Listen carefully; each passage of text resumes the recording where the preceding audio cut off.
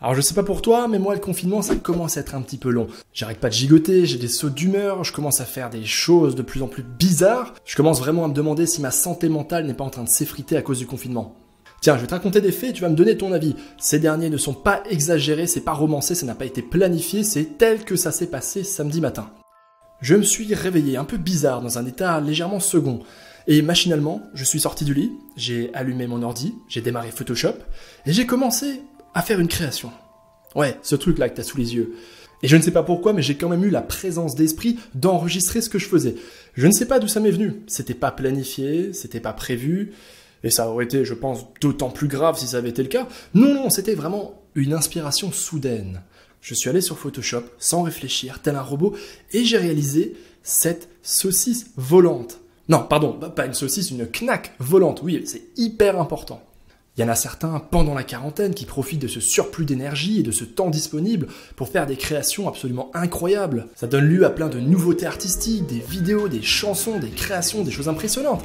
Et moi, à côté de ça, je fais une knack volante, une foutue knack volante. Donc là, j'ai quand même commencé à me poser des questions.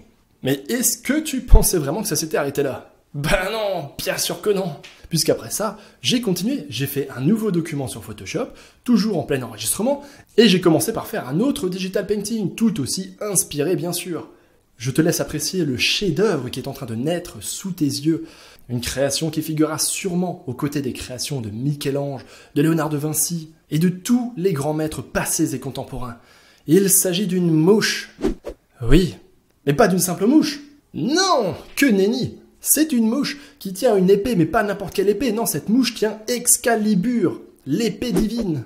Là encore, je ne comprends pas pourquoi j'ai fait ce truc, pourquoi ce digital painting est sorti de ma tête. Si t'as une petite idée, n'hésite pas à la soumettre en commentaire. En tout cas, moi, ce samedi matin, il me semblait vraiment important que je me lève et que je donne vie à cette knack volante et à cette mouche portant l'épée d'Excalibur. Je ne sais pas pourquoi. Alors, j'ai déjà posté la knack volante sur le profil Instagram de digitalpainting.school, que je t'invite à suivre d'ailleurs, bien sûr, le lien est dans la description.